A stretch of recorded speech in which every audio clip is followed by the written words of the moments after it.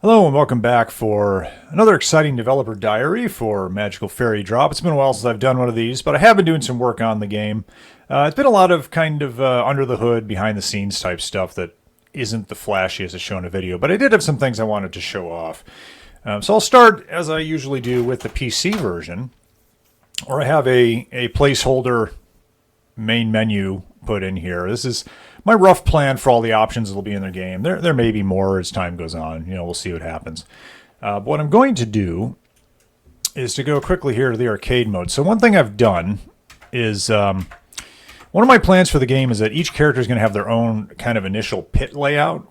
And so I'm going to be able to configure the different characters so they tend toward different play styles. Like some characters will be able to start with a more aggressive type of game plan because of the way their pit is arranged initially. And other characters might have to be a little bit more defensive. It's an idea I'm still playing with, but the code to allow for these different setups is in place. And right now everyone has the same test setup, which looks like this, except for one character who I've given a different setup to because I wanted to use this to test a new thing I've put in, which are these numbered blocks. And the idea I'm thinking right now is that these numbered blocks are going to be somehow tied to the way you attack your opponent. And the way they work is that they either are 3, 2, or 1. And whenever you match a row with the numbered blocks in them, what will happen is that the number will reduce by 1, and if it goes down to 0, then the block will be destroyed. Now, these blocks also fall very slowly because for debug purposes. And you can see there's a cascading row match there. So in order to get rid of these things, you need to match the row 3 times. Thrice, if you will. One of my favorite words, and I shouldn't pass up on opportunities to use it. So you see here, if I can carefully arrange a match of this 2, 1, 1 row, the 1-1s will go away. Whoops, I missed. The dangers of trying to go too fast. So I do this to clear out the star, and then I can go down here. And, oh boy, I'm just making this harder and harder on myself. Well, actually, this will work. So here, the 1 block will go away after I match this, and then that one will fall down. And then if I can do this again, you'll see the 2 and the 1 will go away. Yeah, so that's how those work right now. And I expect you might get something for removing the 1 block.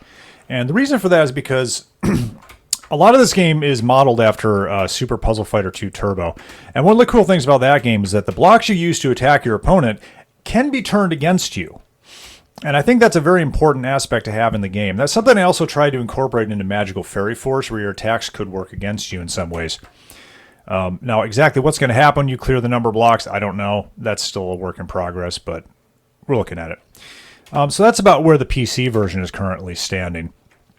So let's flip over real quick to the Atari version. All right, so and as always, I'm trying to keep the Atari version on pace with the PC version. So I've created a similar temporary menu here. And at the moment, this lists all of the options that the PC game has. Although how many of these options will actually end up in the final Atari game, I don't know. I'm allowed to dream, though. Maybe I'll get them all in there. Maybe I won't. Who knows?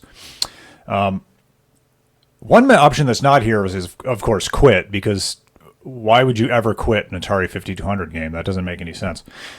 But right now, the arcade option works. That's the only thing on this menu that does.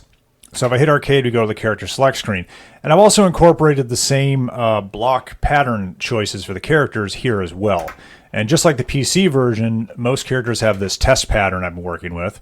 Oh, and the reset button works now too.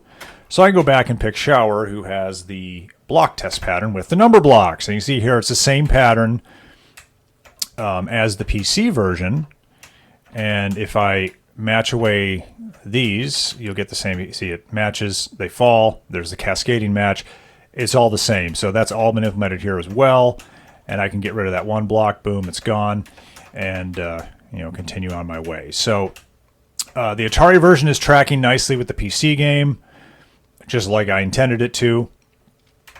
And that's about where that stands. So going forward, what I've started kind of thinking about on the PC version is the CPU player and putting together some of the logic for that. And that is going to happen pretty much exclusively on the PC version. until I'm happy with it, and then I'll start porting it to the Atari version in whatever way I feel is most appropriate. That's going to be one of the more difficult pieces to program, especially from a performance perspective, because I don't even have the second pit working yet on the Atari game. I need to be able to process both these pits in one frame and have it all come in, plus the CPU decision making. Possibly two CPUs. I would love to be able to have two CPUs playing against each other, but we'll have to see how that goes. That may not be in the cards. Always got to see how the performance looks. But that is about where we stand right now. So I just want to do a quick update video and show that. Do a quick reset. So hopefully next time I make a video, we'll have the second pit working on the Atari version and the beginnings of the CPU player. That is the goal. Don't know how long that's going to take. But when it's ready, I'll be sure to make another video showing that off. But for now, that's going to be it. So we'll see you next time.